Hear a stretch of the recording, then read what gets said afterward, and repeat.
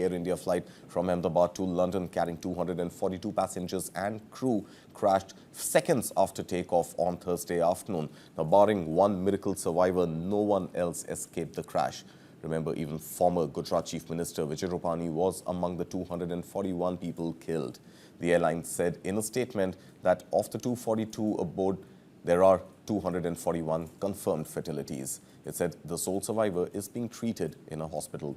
Now, the Boeing 787-8 Dreamliner aircraft took off at 1:38 p.m. from Ahmedabad Sardar Vallabhbhai Patel International Airport runway 23. Now, seconds later, the aircraft plummeted into the BJ Medical College hostel mess 5 kilometers from the airport, and over 100 students were gathered for lunch. A towering plume of smoke was visible from afar after a massive explosion was heard. Now, as per a DGCA statement, the pilots gave a mayday call immediately after takeoff, signaling a life-threatening emergency, but did not respond to subsequent calls made by the airport and the air traffic control. Now, Civil Aviation Minister K. Ram Mohan Naidu said that a formal investigation has been initiated by the Aircraft Accident Investigation Bureau in line with international protocols set by the International Civil Aviation Organization. As per the rules, the first report must be filed within 30 days of the incident. Meanwhile, Air India flight AIC 129, which took off early morning today from Mumbai for London, is returning to Mumbai, according to Flight Radar 24. More details are awaited, but what seems to be the reason right now is the escalation of conflict in West Asia after Israel has striked nuclear enrichment plants in Iran. Well, we have a special guest joining us this morning. We have Mr. Parvez, Damania, aviation expert. Mr. Damania, good morning. Thank you for your time. Looking at the footage, looking at all the visuals, looking at all the images, is there a cause of accident that can be ruled out at this stage? See, first and foremost, it's very difficult to say what has happened. But one thing is 100% for sure. The engines lost power. Now, what is the reason for that? We don't know. I think right now, some people are saying there was bird hit, some people are saying there's no thrust, some people say contamination of fuel. A number of theories are there, but I think it's very difficult to say anything till the black box on the cockpit voice recorder is found. I'm surprised that up till now, the black box on the cockpit voice recorder hasn't been found. But I think to find out the real reason, we'll have to wait. Right now, it's anybody's guess. Is there a cause that we can eliminate, Mr. Damania? Is there a cause that we can eliminate at this point? Because the visuals that we are seeing, especially the CCTV footage, which shows the entire journey from takeoff to crash, is not really showing birds visible on the runway. So can a bird hit at this stage be ruled out, or it's still too early to say that? No, it can't be ruled out. But another thing, what is very difficult to understand, a bird hit on both the engines. Right. This plane are tested for full weight takeoff with one single engine, for takeoff and one single engine for landing. The engines are so powerful that it can do a takeoff and landing with full load. So it sounds very remote that both the engines were hit by bird hit at the same time and the power did not drop. So I think it's more or less a control system failure. It has to be some kind of mechanical failure because the pilots were well trained. Both the pilots and the co-pilots, the pilot had 8,500 hours, the co-pilot had 1,200 hours. So I do not understand how this has happened. And see, Tata's is a very responsible company. Air India is now, of course, owned by Tata's, Air India is aware. So Tata's would not have cut any costs as far as engineering or maintenance is concerned. They are very, they have a great reputation. They're very careful about their perception and reputation. So I don't think there's any chance that there was any engineering quality standard breakdown. See, this is the first fatal accident of 787. That's right. But please remember one thing, that the 787 has had such problems in the past.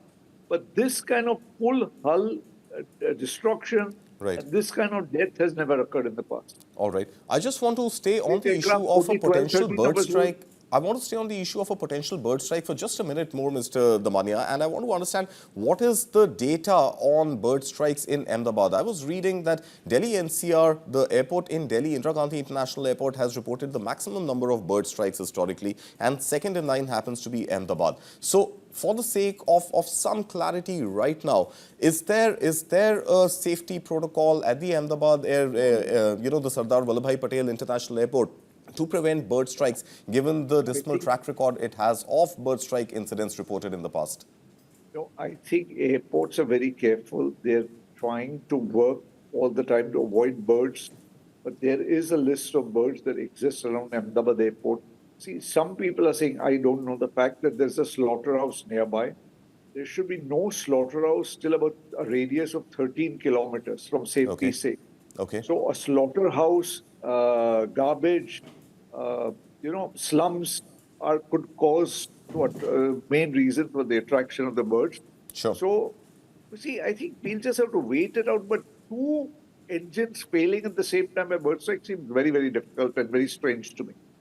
All right. And my final question to you, there were also theories yesterday being reported of possible fuel supply to the engines getting killed. But some of the pilots I spoke to have confirmed to me that the fuel supply to both the engines comes from two different sources, which pretty much suggests that it cannot again be fuel supply to both the engines killed by a single incident. Is that true about the Dreamliner? Absolutely right. Plus, there's some talk of fuel contamination, which also I find hard to believe because this aircraft flew from Delhi to Ahmedabad. So all checks were carried out at Delhi, all checks must have carried out at Ahmedabad, the pilots must have carried out the checks, the engineering team must have carried out the check. So it seems, and this plane is only 12 to 13 years old, which is nothing for a well-maintained 12 to 13-year-old plane is as good as a new aircraft. That's right. In fact, for context, the 747 that has been gifted by one of the Gulf countries to President Donald Trump for the next Air Force One is 13 years old, which is actually older than the aircraft in question here, which crashed in Ahmedabad. So age of the aircraft definitely doesn't seem to be an issue, sir. Age of the aircraft is immaterial. A 20-year-old aircraft can be better maintained and safer than a 12-year-old aircraft. So we cannot go by the age of the aircraft. It's a question of what kind of maintenance schedules are carried on and how is the airline maintaining their fleet. Right. I don't, because even before Tata took it over, Air India always had a good engineering track record. And after Tata took it over, it must have improved.